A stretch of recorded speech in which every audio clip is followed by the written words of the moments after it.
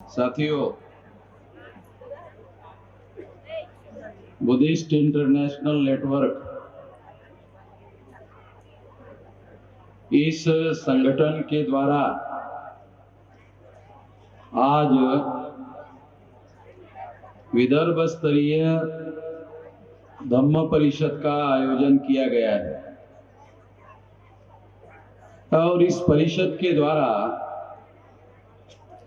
चर्चा करने के लिए जो विषय चर्चा करने के लिए रखे गए हैं वो विषय है भारतीय पुरातत्व विभाग के द्वारा आश्रय और सहकार्य की वजह से ही पातूर के यहाँ की प्राचीन बुद्ध लेनियों पर ब्राह्मणवादियों का कब्जा हो रहा है। ऐसे स्थिति में बौद्ध लोगों को क्या करना चाहिए, एक विचार मंथन ऐसा विषय है। दूसरा विषय है बौद्ध लोगों के द्वारा जो जनगणना होने जा रही है उसमें क्या लिखना चाहिए, एक विचार मंथन। तीसरा है मौर्यकालीन भोन स्तूप में बुद्ध की पवित्र अस्थियां और उसका कलश लेकर डेक्कन कॉलेज के ब्राह्मणों ने गायब कर दिया, अथवा भोन बुद्ध स्तूप, एडम बुद्ध स्तूप, पौनी बुद्ध स्तूप, इनको भारतीय पुरातत्व विभाग जानबूझकर नष्ट करने का काम कर रहा है, अथवा दीक्षा भूमि पर आरएसएस के ब्राह्मणों का कब्जा होना एक भयंकर षड्यंत्र है। ऐसे 5 विषय चर्चा करने के लिए रखे गए हैं।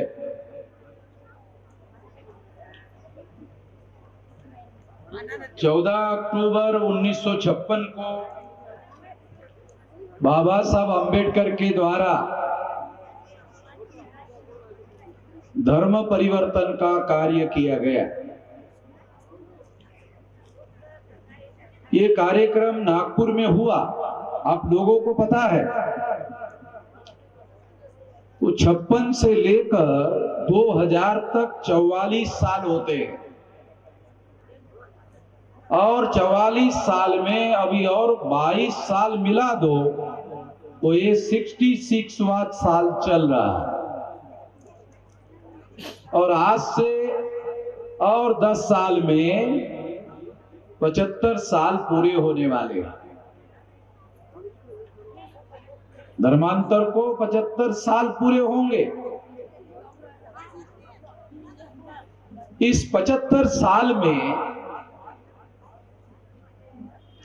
हमने क्या किया, ये सवाल 75 साल के मौके पर हम सब लोगों को पूछा जाएगा कि बाबा साहब आम्बेडकर के अनुयायियों ने 75 साल में क्या किया। दुनिया वाले लोग ये सवाल पूछ सकते हैं, तो हम लोगों के पास पिछले 50 साल में कोई जवाब नहीं है,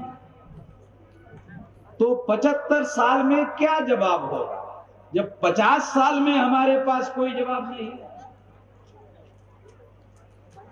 तो 75 साल में भी हमारे लोगों के पास कोई जवाब नहीं होगा। तो मैं बहुत सालों से देख रहा हूं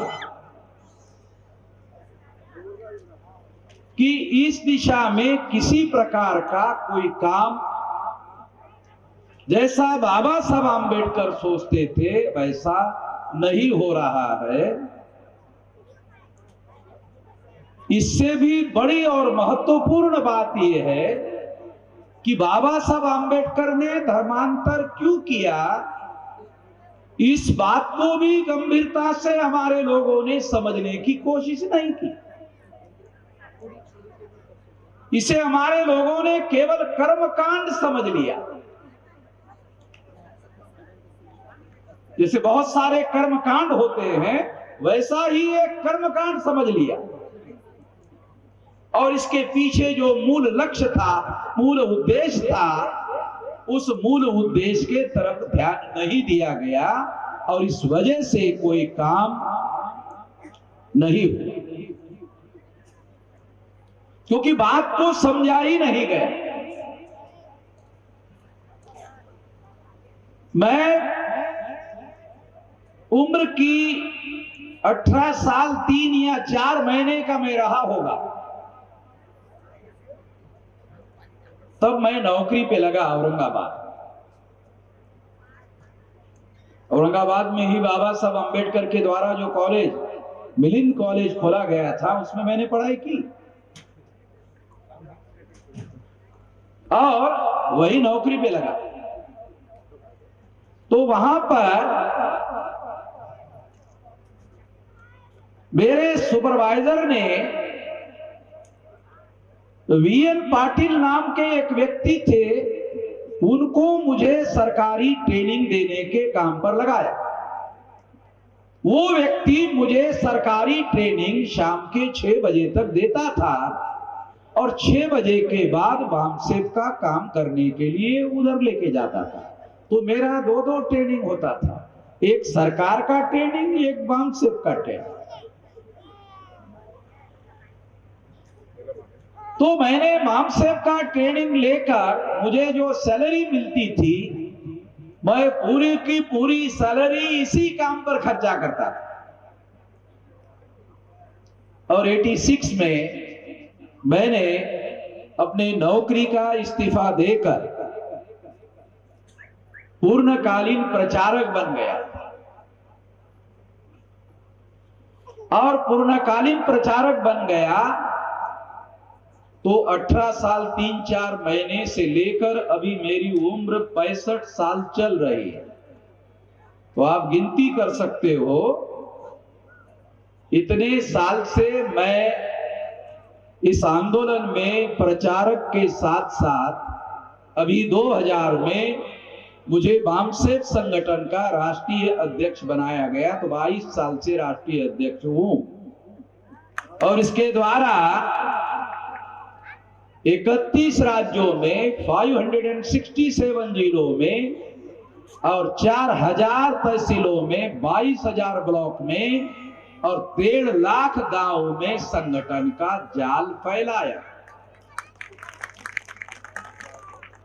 महाराष्ट्र में उसमें से केवल 36 जिले हैं, सिर्फ 36,000, जास्त नहीं।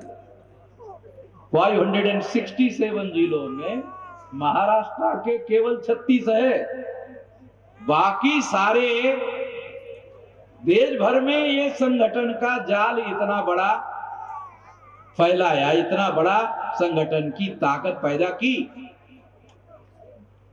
और इस संगठित शक्ति के बल पर हम लोग ये परिवर्तन करने का काम कर रहे हैं जो बाबा साहब आंबेडकर करना चाहते थे। कौन सा परिवर्तन बाबा साहब आंबेडकर करना चाहते थे? तो बुद्ध ने सारनाथ में पहला प्रवचन दिया, चरत भिक्खवे चारिकम बहुजन हिताय बहुजन सुखाय तानुहिताय लोकानुकंपाय आदि कल्याण मध्य कल्याण अंत कल्याण। चरत भिक्खवे चारिकम। बनते जी, आपका विषय है, मेरा नहीं।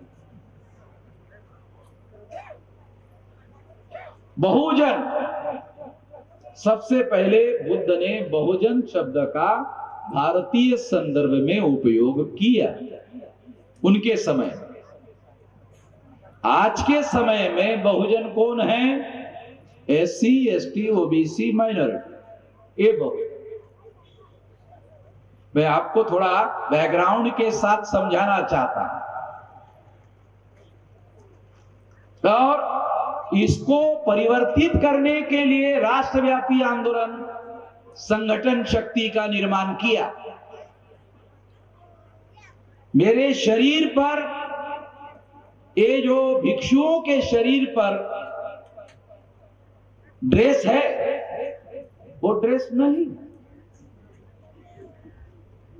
है? नहीं। तो जिनके शरीर पर वो ड्रेस है, वो लोग मुझे दान कर रहे हैं कि परिवर्तन करने के लिए आप काम करो। बनते जी, मैं थोड़ा आप लोगों को परिस्थितियां कैसे बदल रही है, थोड़ा आप लोगों को समझ में आ जाए इसलिए बता रहा हूं। लोगों को, बनते लोगों को दान करना चाहिए, बनते मुझे दान कर रहे हैं। समझ रहे, मैं खास बात समझा रहा आप लोगों को। तो उसकी कोई वजह जरूर होगी जो बनते लोग मेरे अंदर देखते होंगे। बगैर देखे तो नहीं करते होंगे, बगैर सोचे तो नहीं करते होंगे, बगैर विचार के तो नहीं करते होंगे। इतना तो मैं मान सकता हूं। आज इतनी बड़ी संगठित शक्ति हमने सारे देश भर में बनाई, इतना विशाल कार्यक्रम आज बुद्धिस्ट इंटरनेशनल नेटवर्क के द्वारा किया जा रहा है, और लोग इतनी विशाल संख्या में यहां उपस्थित है, और हमारे बहुत सारे बड़े बड़े नेता है। अब कोई किसी को सुनने को जाने के लिए तैयार नहीं, क्योंकि उनके पास किसी काम को आगे बढ़ाने की कोई विजन, कोई दृष्टि नहीं है। इस वजह से लोगों का उनके ऊपर यकीन नहीं है, विश्वास नहीं है। इस वजह से लोग ऐसा कर रहे हैं। और यहां इतनी विशाल संख्या में अगर लोग हैं तो लोगों का यकीन है कि हम कुछ कर सकते हैं। निश्चित रूप से मैं आप लोगों को ये कहता हूं कि हम आने वाले 10 साल में बहुत कुछ करने लायक बन गए। इतनी बड़ी संगठित शक्ति हमने निर्माण की, सारे देश भर में की। कल मैंने मंत्री जी के दीक्षा भूमि के कार्यक्रम में आश्वासन दिया कि आपको 3 साल में 6000 सेंटर पर, 31 राज्यों में 6000 सेंटर पर आपका काम करने के लिए, मैन पावर देने के लिए तैयार हूं। आप इसके लिए पहल करें, क्योंकि मैं किसी धर्म का प्रचारक नहीं हूं। मैं मूल निवासी बहुजन समाज के जो तमाम धर्म को मानने वाले लोग हैं, बुद्धिस्ट है, सिख है, ईसाई है, मुस्लिम है, जैन है, लिंगायत है, ये सारे के सारे हमारे भारतीय लोग, ये विदेश से आए हुए लोग नहीं है। अलग अलग प्रकार के धर्म को मानते हैं, मगर उन सभी लोगों में एक कॉमन बात है। वो कॉमन बात हम सब लोगों को समझना होगा, नहीं तो हमारा आपस में झगड़ा होगा या झगड़ा लगाया जा सकता है। वो कॉमन बात क्या है? जितने धर्मों के मैंने नाम लिया, वो सारे धर्म समानता को मानने वाले हैं। मुसलमानों की भाषा में मसावात को मानने वाले लोग हैं, क्रिश्चियन की भाषा में इक्वेलिटी को मानने वाले धर्म है।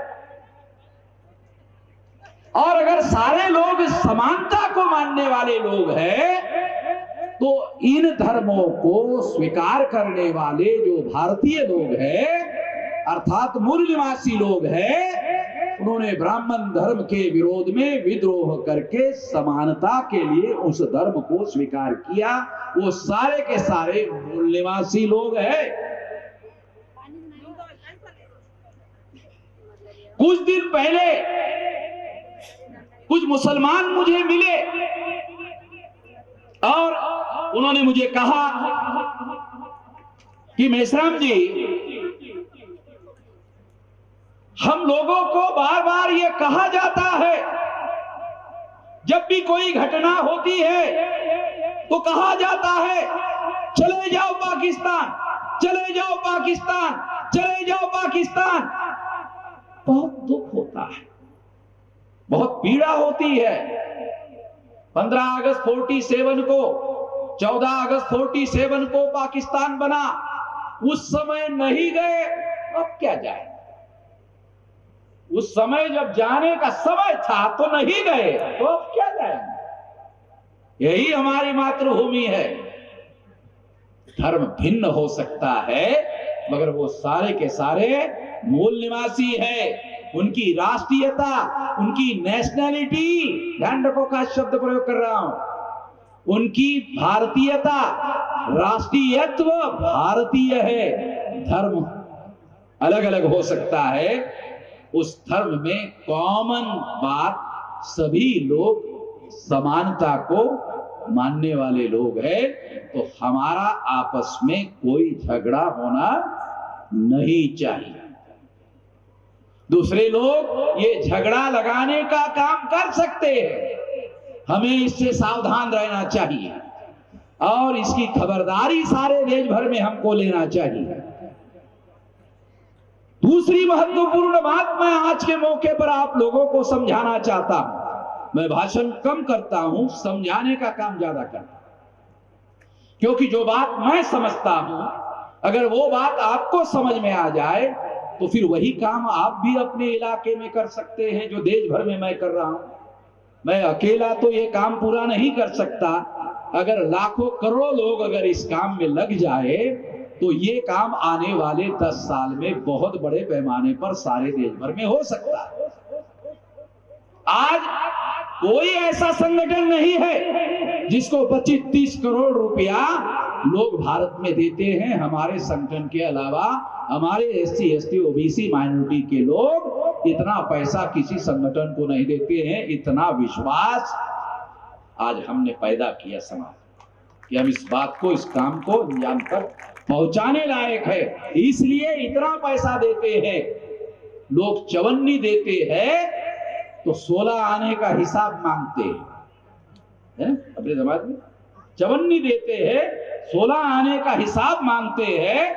हमें 25-30 करोड़ रुपए देते हैं, हमें कोई हिसाब नहीं मांगता है, क्योंकि लोगों को मालूम है वामन मेश्राम को 1 रुपया दिया जाएगा तो वो सारा का सारा आंदोलन के लिए खर्चा हो जाएगा। इतना यकीन है, इतना विश्वास है। क्योंकि ये जो कपड़े देख रहे हो ये सब लोगों को दिए हुए हैं। अंडरवियर भी लोगों का ही दिया हुआ है, तो लोगों का दिया हुआ ही पहनता हूं, लोगों का दिया हुआ ही खाता हूं, लोगों के दिए हुए ही घर में रहता हूं। और कोई आदमी 10 बाय 10 का झोपड़ा वामन मेश्राम के नाम पर फलाने नगर पालिका में रजिस्टर है नहीं बता सकता। तो इस यकीन की वजह से, इस यकीन और विश्वास की वजह से लोग ये सोचते हैं कि हाँ हम कुछ करने लायक है। सारे देश भर में वामसेव का इतना बड़ा विशाल नेटवर्क है। इस विशाल नेटवर्क के आधार पर हमने बुद्धिस्ट इंटरनेशनल नेटवर्क के लोगों को कहा कि आप बुद्धिस्ट लोगों का काम आगे बढ़ाओ। मुसलमानों को कहा कि आप मुसलमानों का काम आगे बढ़ाना चाहते हो, हर प्रकार की मदद करना चाहते हैं। सिखों को कहा आपका भी धर्म जो है वो समानता को मानने वाला है, आप भी इसको बढ़ाना चाहते हो, आपको भी हर प्रकार की मदद करेंगे। लिंगायत को करेंगे, क्रिश्चियनिटी को करेंगे, 6 प्रकार की जो धर्म है उनको करेंगे और बुद्धिस्ट लोगों को भी करेंगे। इतना विशाल नेटवर्क, इतना विशाल संगठन का जाल सारे देश भर में बना हुआ है। और सही तरीके से कैसे आगे बढ़ा जाए, सही तरीके से इस काम को कैसे आगे बढ़ाया जाए, इसका हर प्रकार का ट्रेनिंग हम लोग दे सकते हैं। इतनी जानकारी, इतना ज्ञान, इतना अनुभव हमारे पास है। पिछले 46 साल से संगठन बनाने का, संगठन का संचालन करने का, संगठन से रिजल्ट निकालने का और संगठन का बड़े भारतीय लेवल पर परिवर्तन करने के लिए उपयोग और प्रयोग करने का अनुभव हमारे पास। अब कोई संगठन भारत में आज की तारीख में उपलब्ध नहीं है जिनके पास इतनी जानकारी, ज्ञान, अनुभव, विचारधारा, नेतृत्व करने वाला, तहसील से लेकर राष्ट्रीय स्तर पर नेतृत्व करने वाला वर्ग है हमारे पास। ट्रेंड है, प्रशिक्षित है, दक्ष है, जो काम करना है उसके लिए उनको प्रशिक्षण दिया गया है, जैसा बुद्ध के द्वारा भिक्षुओं को प्रशिक्षण दिया जाता था। ऐसा प्रशिक्षण दे के लोगों को तैयार किया हुआ है। बहुत दुख की बात है कि अब भिक्षुओं को प्रशिक्षण नहीं दिया जाता। उनको मौका मिलता है वो कपड़ा धारण करने, और कपड़ा धारण करते ही भिक्षु हो जाते हैं बस, और कोई क्वालिफिकेशन जरूरी नहीं है। इससे हम अपना कोई लक्ष्य, कोई उद्देश्य पूरा नहीं कर सकते। इससे कोई हमारा ऑब्जेक्टिव पूरा होने वाला नहीं है। हमें पता ही नहीं है हमें क्या करना है, क्यों करना है, कैसे करना है, करने का तरीका क्या होगा, कुछ पता नहीं। इसलिए लोगों को समझ में नहीं आता करे क्या, तो हर आदमी उसको जो लगता है करते रहता है कि अब कोई बताने वाला ही नहीं है। दुनिया में कोई भी बड़ा परिवर्तन संगठित शक्ति के बल पर होता है। मुझे जैसे लगता है वैसा करने से दुनिया में कभी कोई परिवर्तन हुआ नहीं, न होने वाला। मैं अपने 46 साल के तजर्बे से कह रहा हूं, इतना मेरे पास तजर्बा है, इस अनुभव के आधार पर कह रहा हूं। संगठन बनाना कोई गिल्ली डंडू खेलने जैसा छोटा काम नहीं है। और हमने पढ़े लिखे लोगों को ऑल इंडिया में इकट्ठा किया और हर सवाल का जवाब देकर किया। आप अंदाजा लगा सकते हैं, सवाल का जवाब देकर हमने संगठन बनाया। इतनी बड़ी ताकत, इतनी बड़ी शक्ति निर्माण की। उसके आधार पर हमने विलास खरात को बुद्धिस्ट इंटरनेशनल नेटवर्क खड़ा करने के लिए कहा, खड़ा करो, हम आपको साथ देते, सारे देश भर में साथ देते हैं। तो इससे क्या होगा, सारे देश भर में बुद्धिस्ट इंटरनेशनल नेटवर्क का आने वाले समय में 6000 शाखाएं तैयार हो जाएगी 2-3 साल में। ज्यादा समय नहीं लगेगा, 6000 शाखा सारे देश भर में। और इतना बड़ा संगठन का जाल मुझे नहीं लगता किसी के पास होगा। और वहां आपको जैसा प्रचार करने वाले और किसी भी प्रकार का ड्रेस भिक्षु जैसा पहने बगैर प्रचार करने वाले लोग, प्रचारक आपको मिल जाएंगे। समता, स्वतंत्रता, बंधुता और न्याय पर आधारित समाज और राष्ट्र का निर्माण करना छोटा मोटा लक्ष्य नहीं है। बाबा साहब अम्बेडकर ने भारतीय संविधान के पहले पन्ने पर preamble of the constitution is the objective of the constitution, उसमें लिखा समता, स्वतंत्रता, बंधुता और न्याय पर आधारित समाज और राष्ट्र का निर्माण करने के लिए ये संविधान मैंने बनाया। ध्यान रखो, संविधान बाबा साहब ने बनाया बनाया बनाया, इतना ही मालूम है काय के लिए बना। पहले नंबर का सवाल ये है, किस लिए बनाया? वो भारत के संविधान के पहले पन्ने पर लिखा हुआ है और मुझे नहीं लगता हमारे लोगों ने वो पढ़ा। अगर जिसने पढ़ा उसको सही तरीके से समझ में आया, मुझे नहीं लगता। और बहुत सारे लोगों को बाबा साहब अम्बेडकर ने संविधान लिखा, उस पर हाथ किसी को नहीं लगाने देंगे, लोग ऐसा कहते हैं। बहुत सारे उनको पूछो,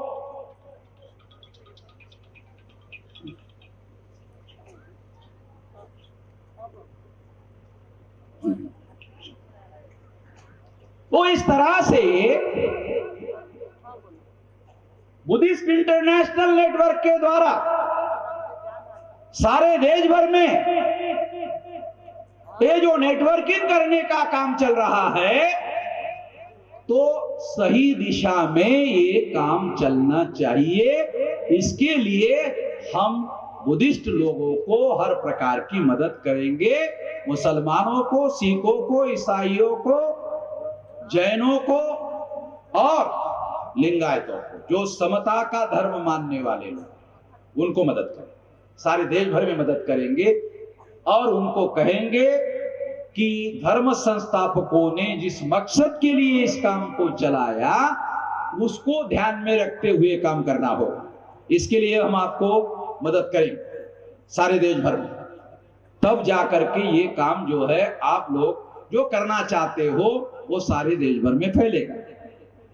बाबा साहब अम्बेडकर ने भारत के संविधान में पहले पन्ने पर जो लिखा वो समता, स्वतंत्रता, बंधुता और न्याय पर आधारित समाज और राष्ट्र का निर्माण करना है, इसके लिए संविधान लिखा।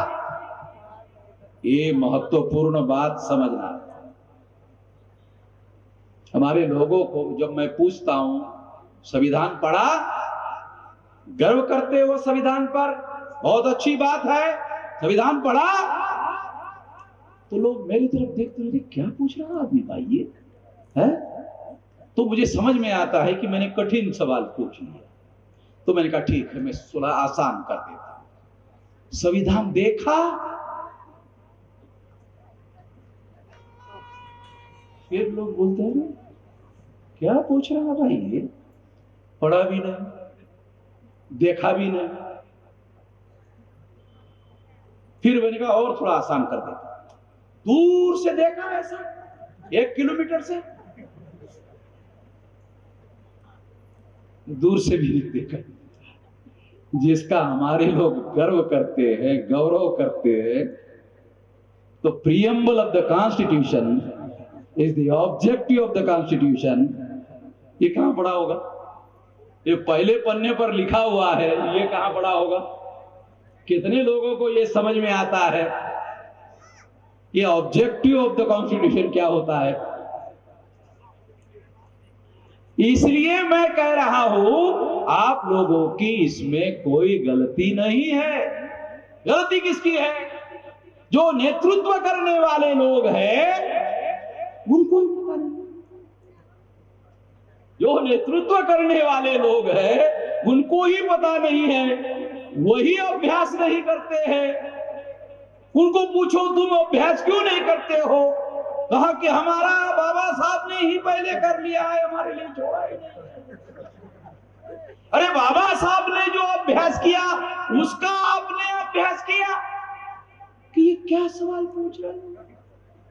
जो बाबा साहब ने अभ्यास किया उसका तो अभ्यास करो, उसका भी हमारे लोग अभ्यास नहीं करते हैं तो कहां से मालूम होगा?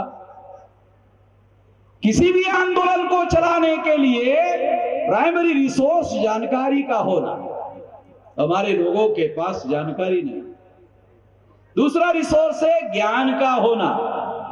बहुत सारे लोगों को यही समझ में नहीं आता जानकारी और ज्ञान में क्या फर्क होता है। जानकारी और ज्ञान में क्या फर्क होता है यही समझ में नहीं आता। तो ज्ञान उसको कहते हैं जिसको अप्लाइड इंफॉर्मेशन कहते हैं, उसको ज्ञान कहते हैं। ज्ञान अलग मामला है, जानकारी अलग मामला है। तो हमारे पास जानकारी भी नहीं है, हमारे पास ज्ञान भी नहीं है। तो इस वजह से हमारा आंदोलन चलाने वाले जो लोग हैं उन लोगों की वजह से लोगों के पास जानकारी नहीं है। कल मैं नागपुर में गया दीक्षा भूमि पर, तो भंते जी ने मुझे कहा कि लोगों को उन्होंने इनवाइट किया था, बाद में उनको पता चला कि वामन मेश्राम वहां पर है। तो दूसरे लोगों ने कहा वामन मेश्राम है क्या? तो फिर हम नहीं, क्यों नहीं? वो हमारी जाहिर हजामत करता है, पानी लगाए बगैर करता है। क्योंकि मैं इसलिए ऐसे करता हूं कि वो जानकारी भी सही लोगों को नहीं देते, तारीखों के बारे में भी उनके पास कोई जानकारी नहीं है। अरे कम से कम बाबा साहब का जीवन संघर्ष तो तुमको तारीखों के साथ मालूम होना चाहिए। इसका भी अभ्यास हमारे लोग नहीं करते हैं। इस वजह से ये आंदोलन कैसे चलाया जा सकता है, ये संकट नेतृत्व की वजह से पैदा हुआ है और लोग इसके लिए जिम्मेदार नहीं। इसलिए हम लोगों को जानकार बनाने के लिए सारे देश भर में 1 दिन का ट्रेनिंग, 2 दिन का ट्रेनिंग, 3 दिन का ट्रेनिंग, 5 दिन का ट्रेनिंग हम सारे देश भर में लेते हैं। मैं 5 दिन अकेला ही बोलता हूं विचारधारा और इतिहास पर, और 5 दिन संगठन के विषय पर, क्योंकि संगठन बनता कैसे है, चलता कैसे है, संचालन कैसे होता है, रिजल्ट कैसे निकाला जाता है, ये बहुत गंभीर विषय है।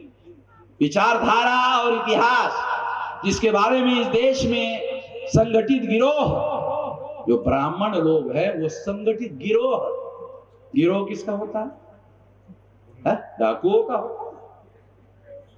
ये संगठित गिरोह, वो लोगों को विचारधारा और इतिहास के बारे में सबसे ज्यादा गुमराह करते हैं। इसलिए एक गुमराह का उदाहरण आपको देता हूं, आपको समझ में आ जाए। बुद्ध के प्रवचन में दशरथ जातक का उल्लेख आता है, बराबर है विलास? दशरथ जातक जब ईसा पूर्व 185 में सम्राट बृहदत्त मौर्य की हत्या की गई पुष्यमित्र शुंग नाम के ब्राह्मण के द्वारा, बौद्ध सम्राट थे सम्राट बृहदत्त मौर्य, उसकी हत्या की गई। उसके 500-800 साल बाद रामायण लिखा, और रामायण की जो मौलिक कथा है वो दशरथ जातक से चुराई। जो दशरथ जातक है, बुद्ध के प्रवचन में जो दशरथ जातक आता है, उस दशरथ जातक से रामायण की मूल कथा, जिसको भाषा शास्त्र के दृष्टि से बीज कथा कहा जाता है, वो बीज कथा दशरथ जातक से चुराकर रामायण लिखा गया। हमारे भिक्षुओं को भी मालूम नहीं। ये रामायण जो है ये दशरथ जातक से ब्राह्मणों ने चुरा कर लिखा। महाभारत 31 जातकों के चोरी पर लिखा गया है। दुनिया की जो 10 यूनिवर्सिटियां है, पहले नंबर से लेकर 10 नंबर तक, उस यूनिवर्सिटी में रिसर्च हुआ।